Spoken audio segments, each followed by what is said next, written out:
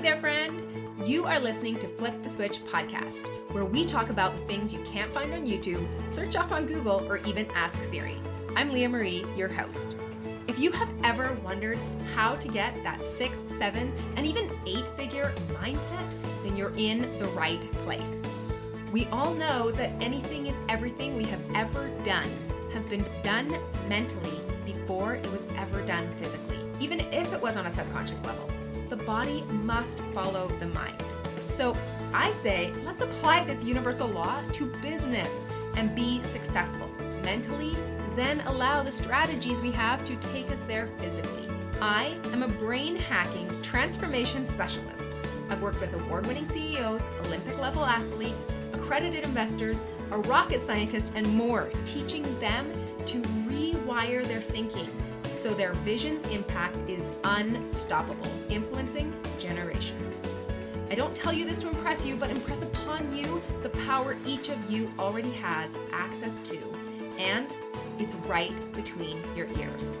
I've been working with entrepreneurs for over 2 decades, and there is an indisputable trend that can be found. Allow me to let you in on the secret.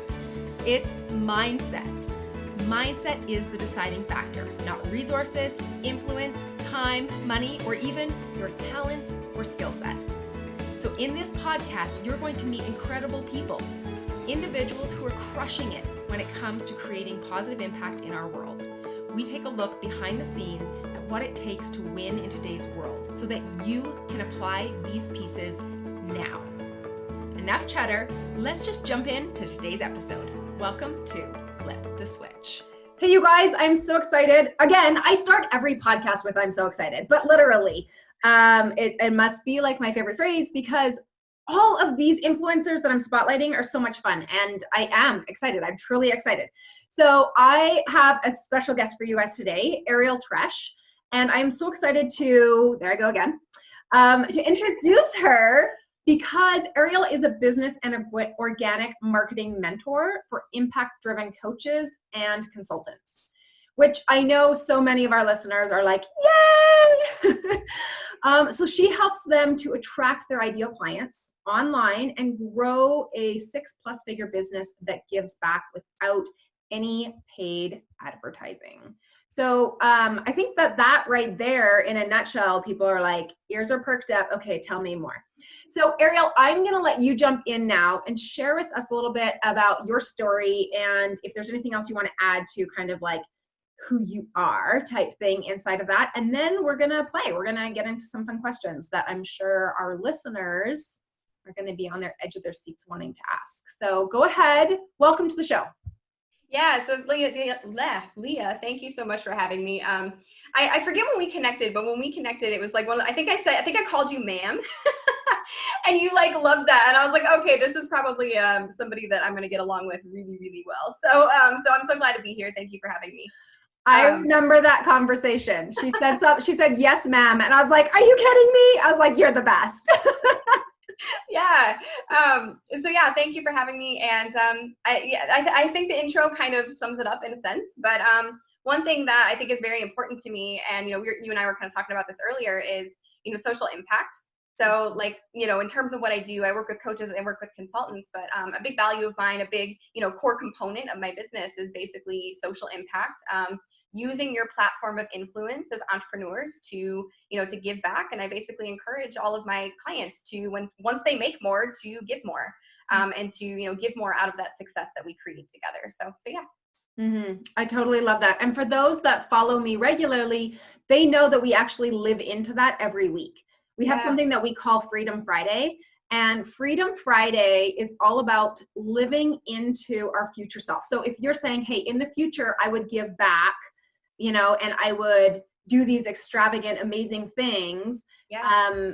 Okay, well, maybe you can't play quite at that level yet, but start practicing now, right? So buy a coffee for the person in the line behind you, or go out and go paddleboarding in the middle of the afternoon on a Friday, or, whatever, whether it's 15 minutes, whether it's you get to take Friday afternoon off or the whole freaking day, which would be amazing, right?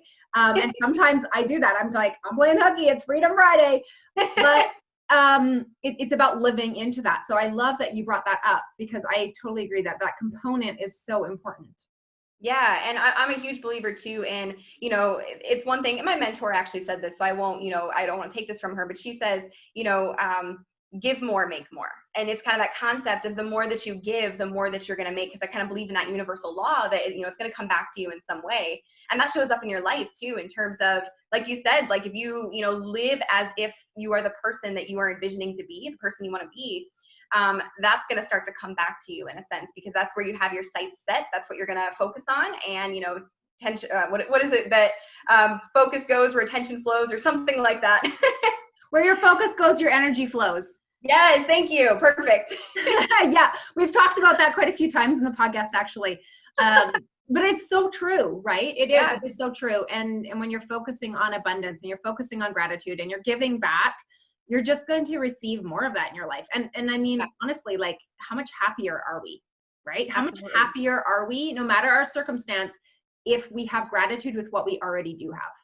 Yeah, I actually I completed some sort of form or thing the other day. I don't know, but anyway, one of the questions were like, what are the 3 biggest business wins that you had?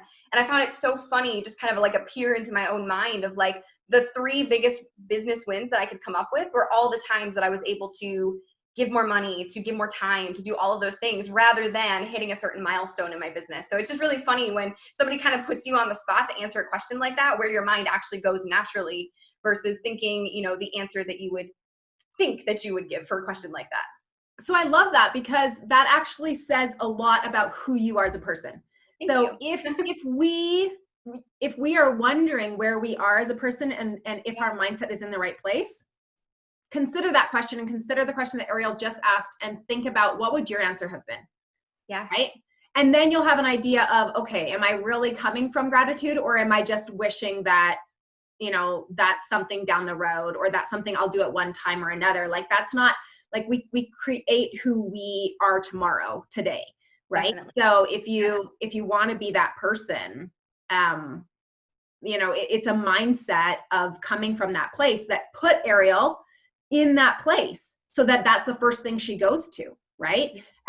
Is because she's service minded, she's a giver, and she's got a big heart. And so that's the type of, if you want to be that type of person, the way to check to see how close you are to that goal is see how you would respond to that. Yeah, absolutely. Sure. Awesome. Okay, let's have a little bit of fun. So tell your story. Tell everybody, like, okay, where did you start out? When you started out, like, is this what you pictured where you would be? Is this how long you thought it would take? Like, give us a little bit of juice on your story. Yeah. So my story is a little bit interesting. Like, a lot of people start with like, okay, like I started a business and like, here's what happened. And for me, I think it's important to note that like, I always knew that I was going to have my own organization, my own business. I always kind of was entrepreneurial spirited. But I was never like, I'm going to, be in business in a sense. And I think, a lot of people that are probably listening thought the same thing, right? A lot of people, we start in some 9-to-5, we start in some other career path, and then we find that, maybe it's not what we imagined. So with that, basically for me, I was a marine biologist, actually. Since I was a little girl, I wanted to be a marine biologist. I wanted to study dolphins. Like, I feel like a lot of 6-year-old girls want, but that dream never quite left. So basically, I wanted to be a marine biologist. I was really, really, really fascinated by psychology and behavior, both with humans as well as animals. So again, 6-year-old girl, wanted to be a marine biologist, never left. So basically, despite the naysayers, once I got older and everyone was like, you can't do that. Despite the naysayers, I networked my way into that dream job. I started studying wild dolphins off the coast of the Bahamas, working with a nonprofit. And the sad side of that is, though I loved what I did, I really, really hated the stressful and even sometimes toxic work environment. And it was often due to, it was a nonprofit, and they were often very, financially unstable, or they were always kind of waiting for, that next amount of donation or whatever to come in so that they could make this nonprofit what they wanted it to be. And I think I had like kind of a unique opportunity, because I had seen how this nonprofit was always kind of struggling financially.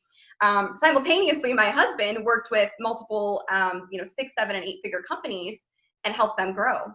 Mm-hmm. So I got this really unique perspective of like seeing a nonprofit struggling and then seeing how these large companies actually grow and scale.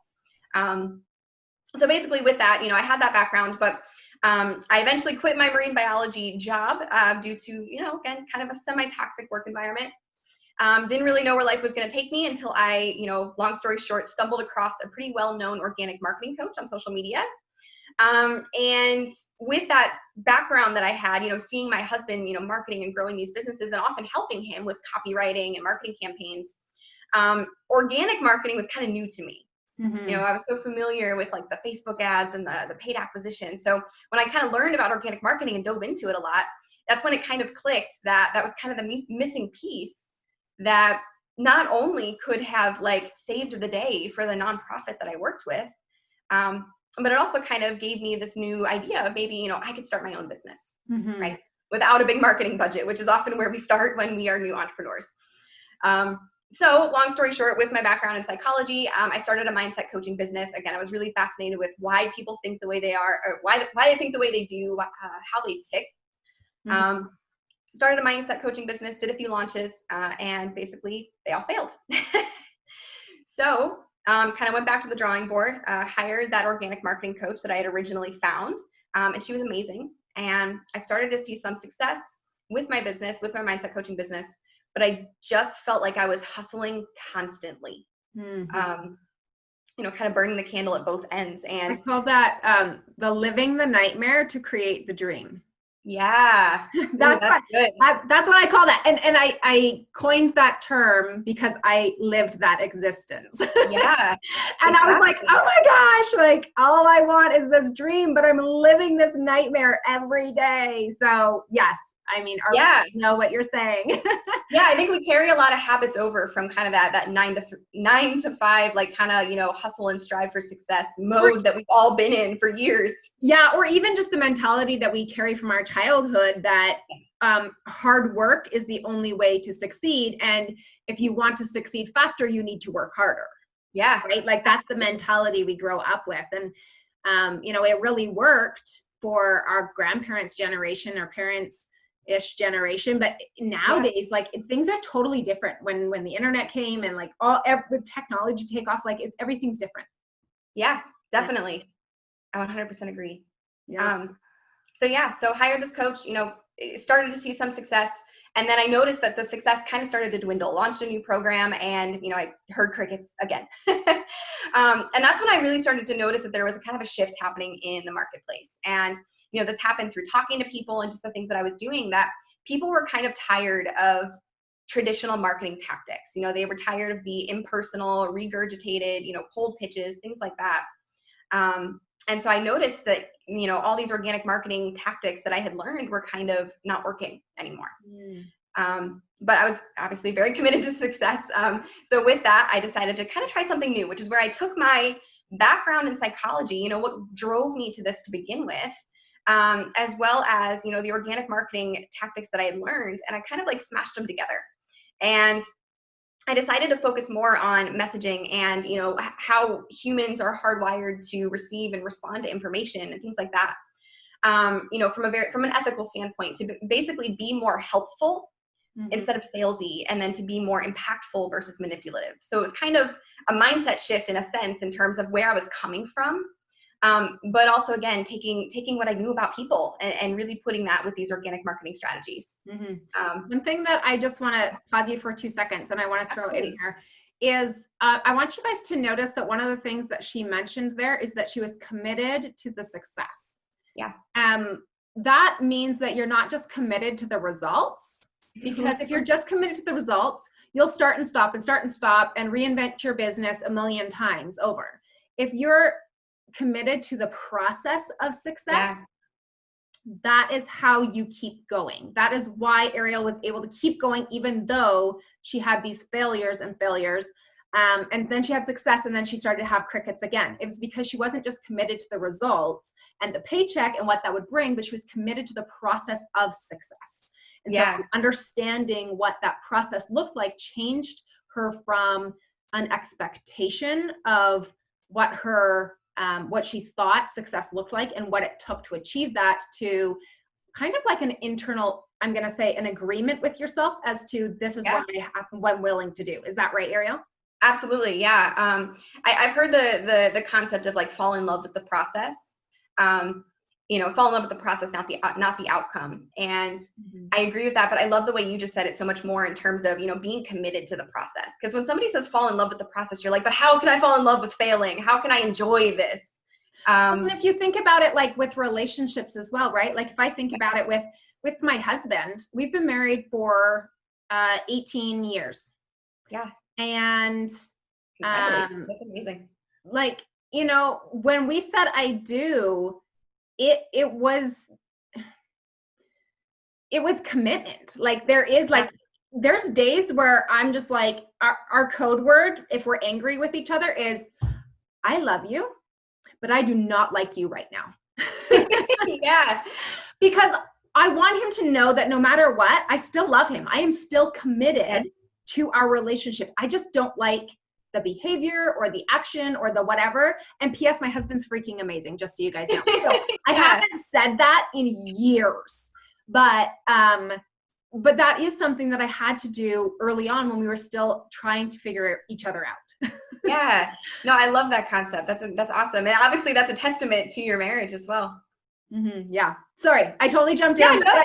I want people to like pull pieces out as they listen to this, because your success isn't just like something that somebody can listen to be like, oh, wow, it worked great for her. It's like, no, listen, there's pieces of the puzzle. And if we pull that out for a second, we can actually zoom in with a microscope and say, oh, this is why that piece was working. Okay. Exactly. So you can tell the story and then we'll jump into some questions. Yeah, absolutely. So, I kind of smashed together, the things I knew about psychology and, focus more on impact, as well as, with those organic marketing strategies. A few tweaks later, basically relaunched my mindset coaching program, the one that had crickets before.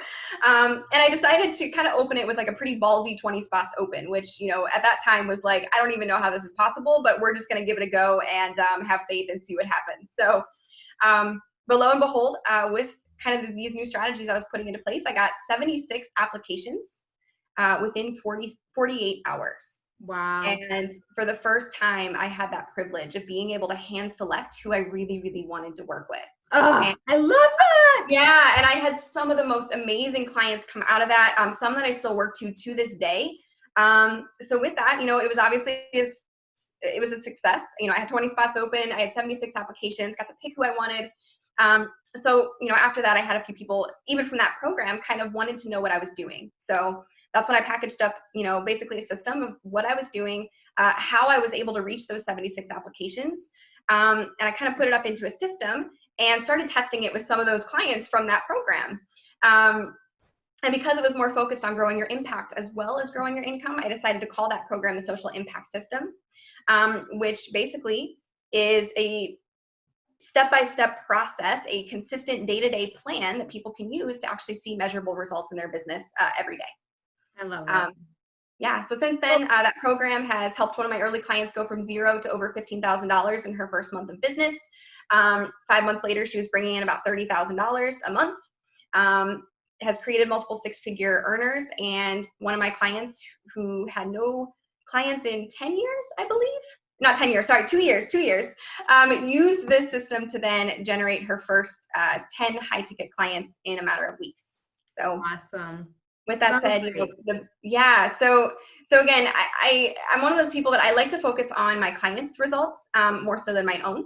But with that said, I mean, obviously I've been very blessed to have the freedom to work when and where I want to be able to, make a great income, but again, to give back and to work with some really impactful businesses and entrepreneurs and help them, again, make more money, but give more in the process. And, I'm excited to work with those that I work with. Mm-hmm. Awesome. So one thing that also I was thinking about as I'm listening to the story is, you said that you like to look at your clients' success and focus on their success more than your own. And I feel like, when we're first starting out, I think that entrepreneurs, when they first start, they're so consumed by like the need for the client and the need for the money and the need, whatever, that everything is so focused inward. It's all like, I need. Yeah. And so essentially they literally cannot serve anyone fully because they're standing in a room of mirrors. Yes. Right. And so, it's hard to come across authentic when we are looking at ourselves. Yeah, definitely. Because then we're also like comparing ourselves to everybody else and judging ourselves. And as soon as you are judging yourself or comparing yourself, you have removed yourself from the ability to serve anyone authentically at all. Because now you have created that disengagement, right? So, being able to stay focused on the other people, it's so amazing. It removes self-sabotage, it removes imposter syndrome, it removes like all of these fears because you're no longer standing in a room of mirrors. When you're focusing on somebody else, all you see is a window with them on the other side. And you're like, okay, let's do this, right? Yeah. I remember, like in my business when that shifted and being able to, like, I remember clients calling me or sending me messages and being like, oh my gosh, I just closed this client and like they're freaking out because literally the income that they're bringing in is now 10 times what it was 3 weeks earlier when I first started coaching them, right? Yes. And they just 10x'd in like 3 weeks. And then, or somebody else that's like, oh my goodness, like this amazing thing happened at work and I didn't lose it. I normally would have like lost it and gone like spiraling into depression or something. And I totally held my cool and I'm like super calm and oh my gosh, my life's and it's so rewarding. Like I want to cry with them because I'm so happy for them. Yeah. So I love it. Yeah. Yeah. I told my husband and I talk about this all the time that I'm a gratitude crier. I'm not a crier for anything sad, but I'm a gratitude crier. And there was a couple weeks ago where like it was just one of those days where like all the good stuff was pouring in. And I was getting texts from my clients. I had a client that she started this business to stay home with her son, who was premature and had some health issues and things like that.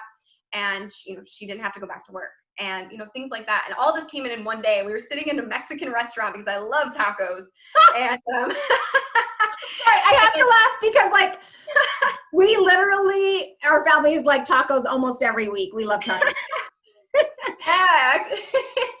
I'm just laughing because Ariel and I have had a few conversations. We've definitely discussed the fact that we are already soul sisters. So that's just one more point there. Okay, sorry. Go ahead. So you're to the bucket. Yeah. You're in a Mexican restaurant having tacos. Yeah, and I was just, I had just gotten a couple different messages like while we were eating and, again, from just amazing stories from my clients and like I just lost it. And I just started crying and of course, like I'm in public and I'm embarrassed and it was a mess, but yeah, I'm a gratitude crier and it's so it's so rewarding when we get to do that for our clients. And I think it's kind of a buzzword, like impact is a real buzzword these days. But I feel like once you really get past that survival mode, when you're in survival mode in your business where like you do need to make money, it's hard to focus on, helping others when you need to pay your bills and you need to survive basically. But once you reach that place where like space just kind of opens up and you can really, really, really turn your focus to those that you're serving, it is the most rewarding thing in the world. Well, and it's interesting that you mentioned that too, because it is hard, but it's kind of like, it's like the client that goes to the coach saying, I need a coach so that I can make more money. Yes. And then they say to the coach, but I don't have any money to pay you. And it's like, okay, so you want coaching for the very thing that you are coming to me for coaching for, right? Yep. And so it's the same thing with this though, is that we have to feed the fire before we will get warmth from it. Yes. Right? And so it's the same thing with this, you guys. And this doesn't cost you any money to do this either. If you can stop coming from that fear and that scarcity and that me mentality and that needy is creepy type mentality, yeah. Right? And stop coming from that fear base. If you are able to, even if you can just say, I can just do it for an hour today while I work, and then I'll start stressing again after. Like if you can just hold it off and say, for the next hour, I'm going to have full joy, full gratitude, and full faith that whatever I give to this, it will eventually come back to me, and do that knowing, and it'll really help your subconscious if you give it permission to know that it's only for an allotted time. If you're really struggling with this, give yourself a time window. Yeah. to live into this moment and this little bubble of like peace that everything is right in the world and you're exactly where you're supposed to be in order to create this thing. Yeah. And then be like, it's okay when your like chatter starts happening, be like, it's okay. I can worry about it in an hour when the timer goes off, then we'll start freaking out again. But for right now, Yeah. I'm just going to live in this present moment and I'm going to show up in this way that is powerful and serve this person and not see any mirrors. Right. And you can start doing that little baby steps at a time. It will start to feed the fire, which will then give you the warmth or the heat. Yeah. Yeah. One of my favorite like exercises that I do personally is I do something called, like in my morning routine, I do something called a being and a doing list, which is, I write down not only like the things that I want to do, like this is where I'm envisioning like my future. Like I have the doing is that's the easy part. That's, I want to have this type of business. I want to do X, Y, Z. It's all the goals, right? And what you want your life to look like externally. And then I have the being side, which is where I kind of list the type of person that I want to be, who I see myself being, how I want to feel, the peace that I want to feel, all of those things. And so I have those simultaneously so that I'm exercising both sides of the dream, basically, and not falling too far into the external side. I love that. We talk about in the podcast about how everything's created mentally before it's created physically. Yes. Right. Sure. And so I love that you're doing that, because what you're doing is you're mentally creating your future for yourself. Mm-hmm. And then you're physically going out and doing the actions that will get you there. So I love that. The being and doing list. That's very cool. So let's just set this on the shelf for a second and come around to, what do you think? Tell me a little bit about what impact or what role did mindset play for you inside of your growth, and what mindset, like, and how could somebody utilize that right now for them at the beginning stages of where they're at? Because most of the people that are listening to this podcast their first goal is the 6 figures, right? Yeah. And so they're not necessarily already making 6 figures and wanting to scale. They're kind of like, I just want to make the 6 figures first. So tell us a little bit about what role mindset played for you inside of your journey, and then how you transition that into like some tools or steps or strategies that somebody could use and take away from this podcast to make those first steps. Yeah. So in terms of mindset, I think the biggest thing that I ever had to kind of overcome was it kind of starts from one place and it kind of branches into 2 things. So the first was trusting myself to be able to deliver. So I think one of the biggest things I see with my clients, or just, a lot of people who are, not quite making that 6 figures yet, is not trusting that once they get the clients, they're going to be able to deliver the promise or the result. And so they often then self-sabotage, or they do these things that prevent them from reaching that next level of growth because they don't necessarily trust in themselves to be able to deliver. And I found that oftentimes for me came back to getting my value from, it's good to give.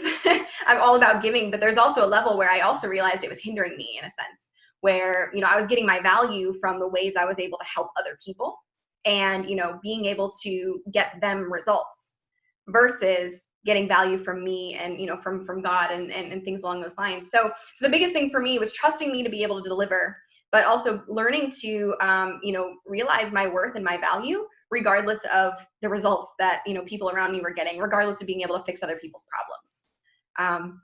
So that was kind of the biggest shift for me. And how that kind of came about in my business is, again, started working with clients, and, when I didn't feel like they were getting the most amazing results that I envisioned them getting, I would feel crushed.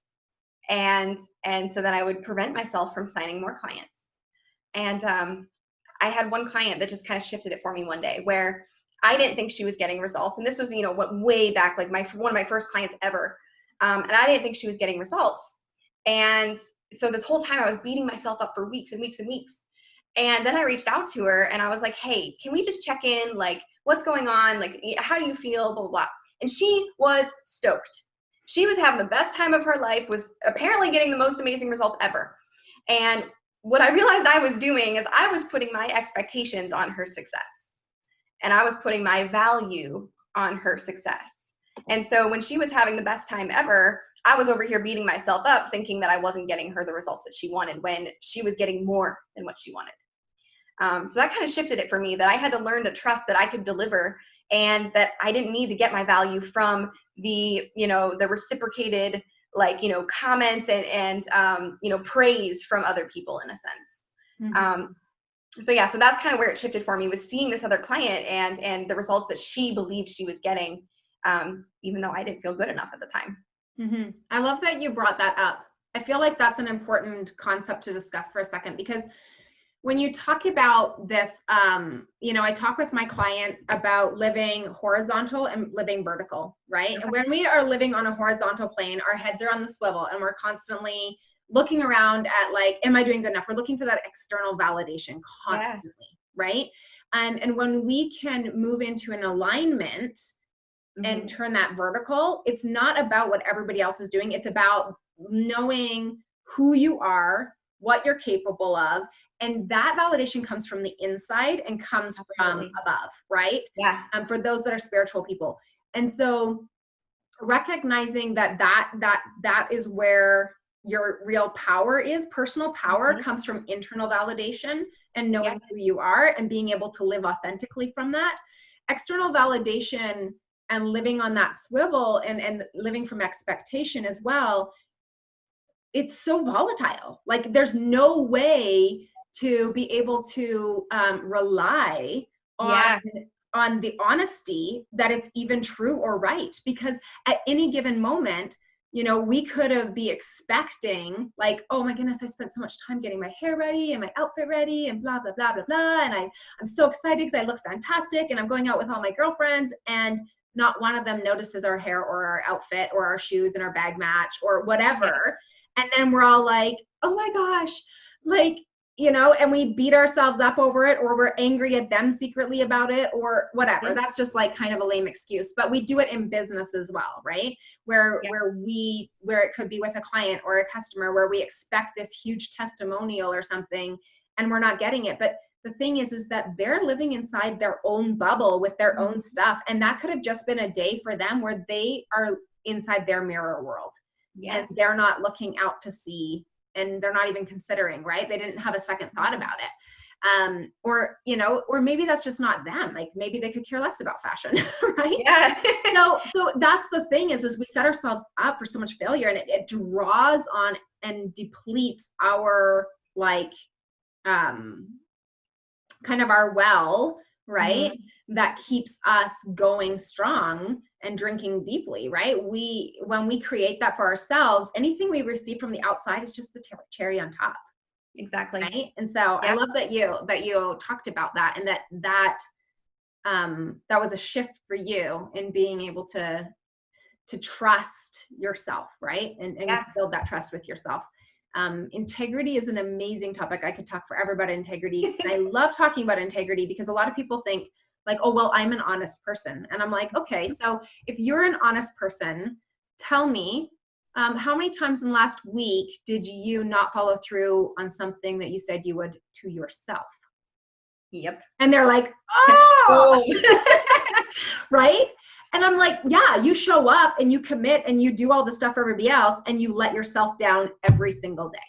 Yep. So if you want to start trust, no wonder you don't trust yourself to finish the job. I'm like, you have taught yourself that you can't be trusted to follow through, because if it's for somebody else, you can do it, but you don't do it for yourself. I'm like, if you want to start having success, let's take a step back and start living into true integrity, which means that, guess what? You also show up for yourself, right? You keep your word to yourself. As soon as you start keeping your word to yourself, you can start building that internal trust. Yeah. Yeah. I've had, I love that so much. I've had clients that are like, I have a to-do list and I just can never get to this end of the to-do list. I'm like, you know why? Because you're constantly adding to that to-do list and then never finishing it. So you're literally teaching yourself that I can add things to this to-do list and I'm still not going to get them done. And again, like you said, you're breaking that trust every single day. And so that to-do list is going to keep growing and keep getting bigger until you just develop a habit and a boundary with yourself that it does not go on the to-do list unless you believe that you can actually get it done. and you're going to strengthen that trust in yourself. You're going to strengthen your ability to execute on those things. And that's when you're going to see a lot of measurable progress as a result. Mm-hmm. Yeah, absolutely. And it's fun to even say to them like, okay, well, what if you only put 3 things on your to-do list? Yeah. And then when you complete those 3 things, you reward yourself with a freaking high five or whatever, right? You're just like, hey, guess what? Hit the easy button, right? Hit the easy button. Or, you know, like physically anchor it, right? Because our subconscious loves that junk. So physically, I don't know if you guys know this, but when, even in like the Special Olympics, stuff like that, like people that are blind that don't see this tradition of throwing your arms in the air as success, like that feeling of success when people are like, yeah, right? Yeah.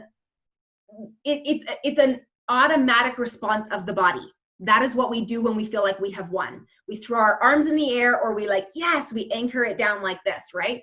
And so if you can psychologically anchor something like that, right? In that moment of, I finished the 3 things on my list, yes, right? Anchor that in and then say, hey, guess what? I have a like overflow list. I can pull from that. What's the priority? I can now move it over onto the to-do list if I have time. If not, it goes on tomorrow's, right? Like that way, like you said, it can start building that trust. So yes, for sure. Yeah. Okay, cool. So we talked a little bit about, for you, the big mindset shift was being able to look at being and doing, right? And these 2 places and moving in from there. And so when we look at our listeners and where they're coming from, what would you say are like 3 things that they could do today to start preparing themselves for this success? If they were wanting to create this success inside of just like social marketing, right? So they didn't have the money to put in to have a team or to create, the Facebook ads or all of the different stuff. And they're kind of the one-man show. And we know that everything's created mentally before it's created physically. Where would they start mentally? So maybe 3 things what they would do to start mentally, and 3 things that they would then go from the being and the doing. What would the 3 of each be? Yeah. So when it comes to kind of setting yourself up, I think, I do believe in a morning routine. I do think it's very important to set your mind right for the day, as well as, just to get yourself excited, because so many people that I talk to, they're like, I just run out of inspiration. And I'm like, well, are you learning? Are you setting yourself up every single day to find that inspiration in your life? So the first thing, is kind of a morning routine. And again, that's when I do my being and my doing list, to make sure that I'm envisioning that person that I want to be. So that would be kind of like the first thing. Now, from there, the biggest thing that I am trying to develop more in myself is, again, look for the ways in which I create success that are not necessarily determined by my external things. So throughout the day, I have like little triggers of like when, I create, I, like you said, like I finished my one thing on my to-do list. Like that's exciting for me. And I make sure to like kind of celebrate that in a sense during the day. And, for times that I just suddenly feel good and I have a burst of energy, I celebrate that as well. So it's looking for the little less noticeable things in your day that you are going to, number 1, celebrate, but number 2, can genuinely feel proud of yourself for. So I guess that's kind of a second thing that I do as well. I'm not sure about a third thing, but when it comes to growing on social media or, using organic marketing to grow your business, there's kind of like 3 things that I think everybody should be doing every single day. And those 3 things are, 1, to build your audience, build your network, and really be connecting with people every single day. So, on social media, that can look like, following people that you would love to hang out with, that you would be best friends with, connecting with people, which is probably how you and I got connected to begin with, is some sort of, follow or like or whatever it was, and actually engaging with each other. So building your network is kind of that first thing. The second thing is nurturing people, like having real conversations and putting out content that speaks to them.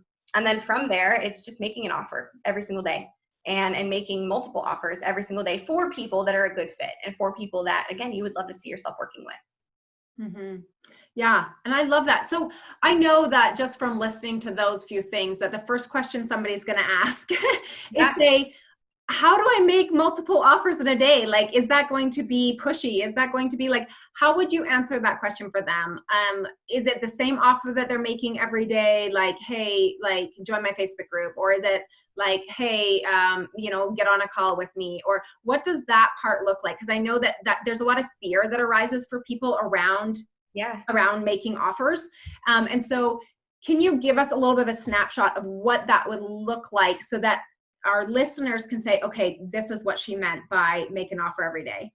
Yeah, I'm actually glad you asked that, because I feel like, make an offer is one of those like kind of ethereal things that a lot of like big, gurus don't really break down. They just kind of make it seem like, oh, easy peasy, it's done. You just make an offer, and it's like, but what does that actually look like?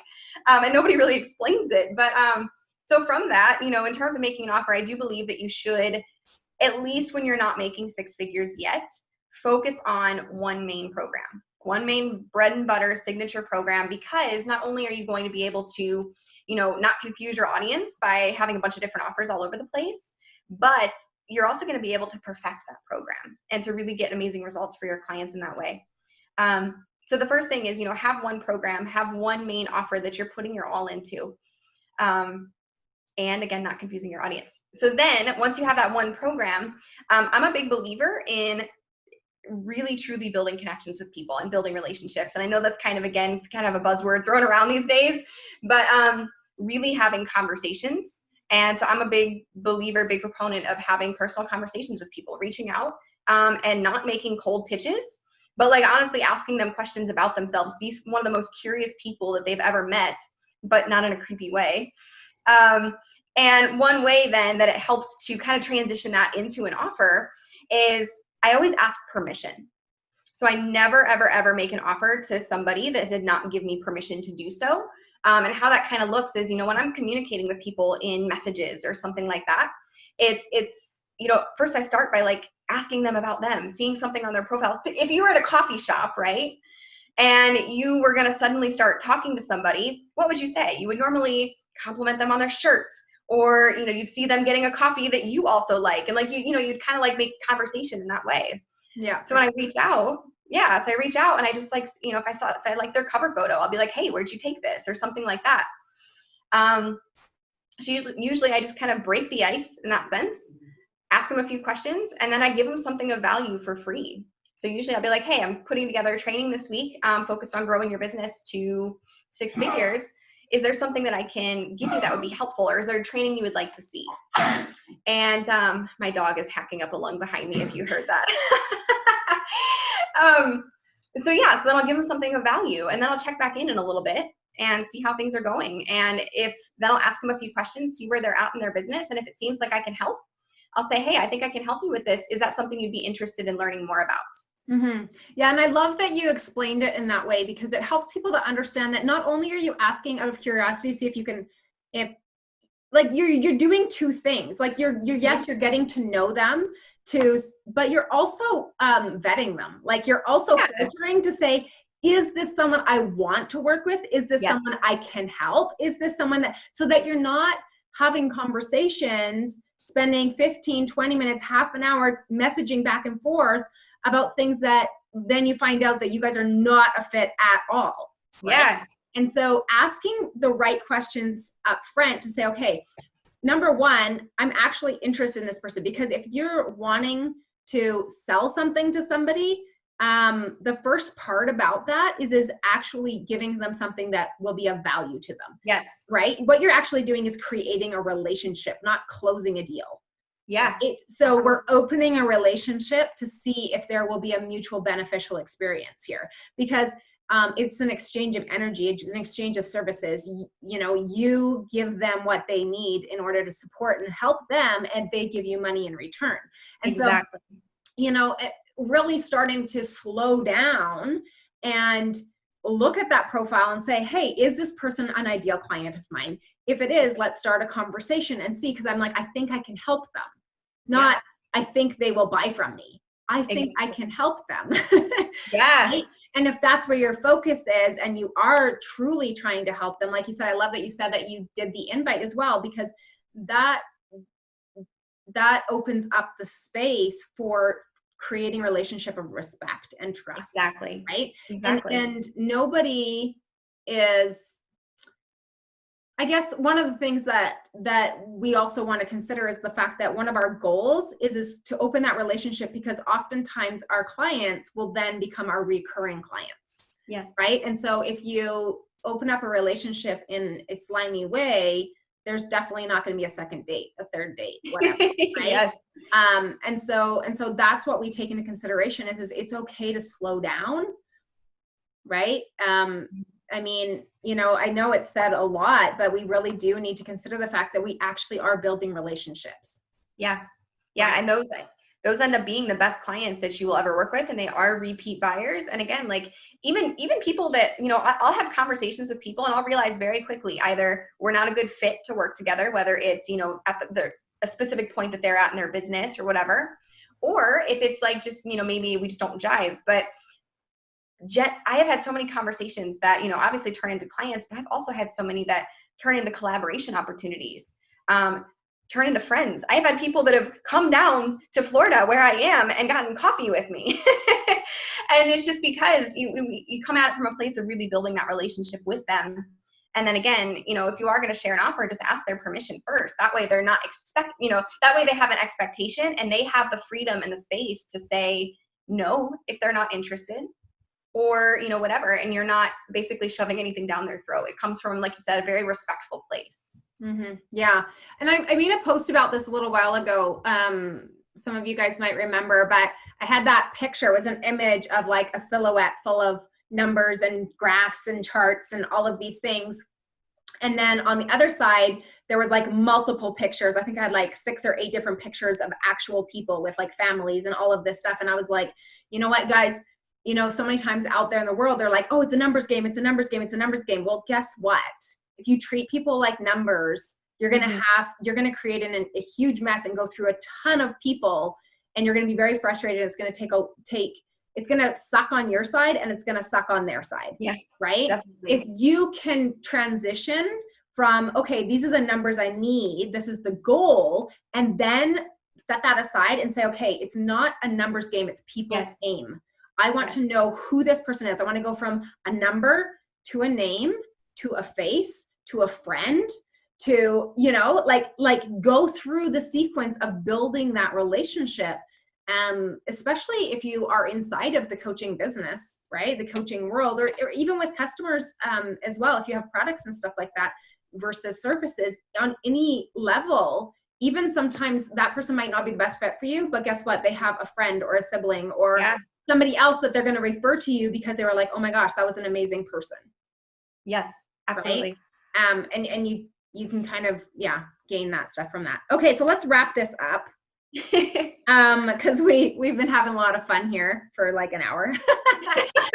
So let's wrap this up. I think that one last thing is what role, and I think we've kind of touched on this a little bit. So if there's anything else, but I know this is a question I always like to ask, like, what question do you want to answer? Right. And one of the questions that Ariel was like, I want to answer this question was, what role alignment plays in your business. So why don't you end us off with that? And then I will throw into, you can just give us your website, you can spiel that out. And then I will also add that into the show description so that people can find you there as well. So go ahead and share with us just last finishing touches, anything that you feel that alignment has to do with the success journey that we seek. Yeah. So I put that question there because I'm one of those people that like gravitates towards taboo topics. I don't know why. Like I love like debunking things or like discussing the hard things that a lot of people won't. And with that question, I think what's so interesting especially in the online entrepreneurial space these days is, you know, we've kind of seen like a shift where we've gone from, you know, like the Gary Vee, the hustle, the you know, work super hard, all of those things. We've kind of like shifted the pendulum to the other side where everything is in flow, everything's in alignment, everything is, you know, blah.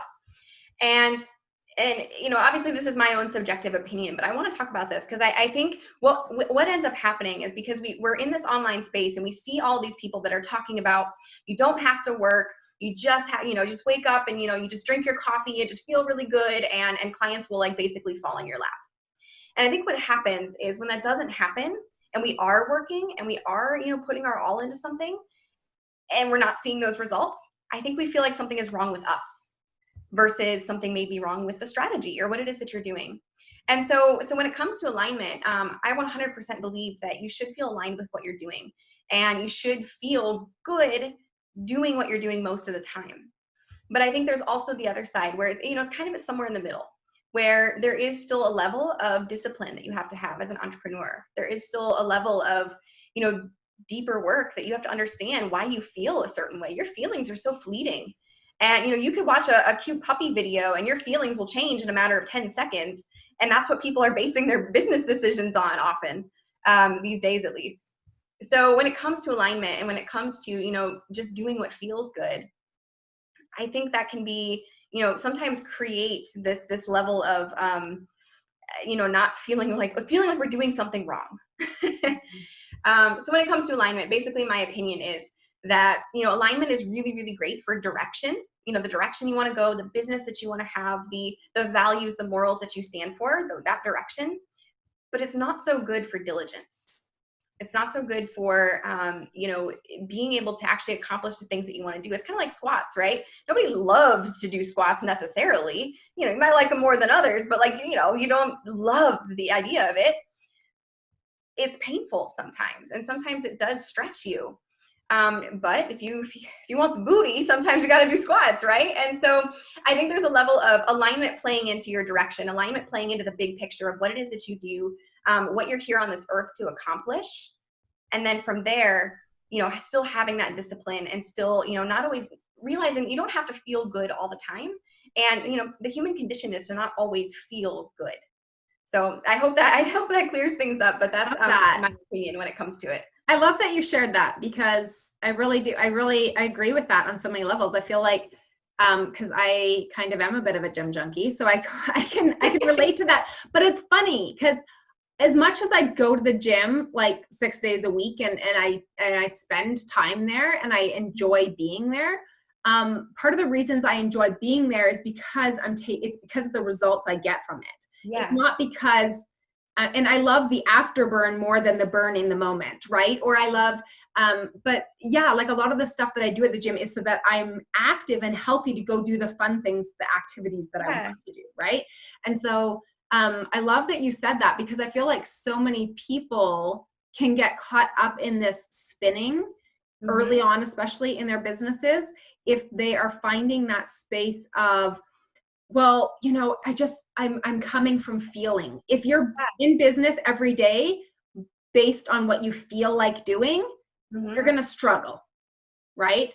And I think that's what you're talking about is that being in alignment with the full vision of what the big picture is important. But on the day-to-day tasks, it's not about feeling good. It's about doing the things that get the good result. Right? Exactly. And the good result is in alignment. So as long as you can trust that those actions bring you the results that are in alignment, then that's when you know that you've hit like the core actions. Absolutely. Because I see so many people shy away from some business activities that could really be beneficial and some that have been beneficial. I've brought them the results that they wanted, but they shy away from it because it's uncomfortable. And, sometimes that happens. And again, it's both and, right? I think there's a level of you do need to respect, what is sometimes comes more naturally for you and your strengths and things like that. But there's also a level of if you, like you said, 100% go by feeling alone and, just what's in alignment for me alone, then I feel like you're going to be misguided. And sometimes you're going to jump ship from something that really could have been impactful, not only for you, but for the people that you're serving too. Absolutely. Yeah. Okay, awesome. Thank you so much for being on the show with us today, Ariel. It has been a blast. We've had a lot of fun and learned a lot of things. And so why don't you just let our audience know, is it better to find you on Facebook, find you on a web page, find you on Instagram? What's the best place to find you that then they can find everything else from there? Yeah, so I do, I do most of my work from Facebook. So, facebook.com/the Ariel View1. And that's just my personal Facebook profile. It's where I connect with most people, and I do a lot of live trainings there. So that's kind of my main hub. Awesome. Okay, you guys, I will add that into the description notes so that you guys have a link to that to be able to connect with Ariel further if you've got any questions for her or want to watch her in action. Thank you so much for joining us today, you guys, for listening in and sticking with us. We've had a lot of fun together, all of us, and thank you, Ariel, for joining us today and being our guest. Yeah. Thank you so much for joining us here on Flip the Switch, Mindset Mastery for Entrepreneurs. We've had so much fun in this podcast as always, and I want to remind you guys to go ahead and subscribe so you don't miss an episode, and I would love to connect with you. So if you have a question that you want answered, jump in, leave us a review, then DM me a snapshot of that review with your question. Then just keep listening to hear your question answered. See you next week.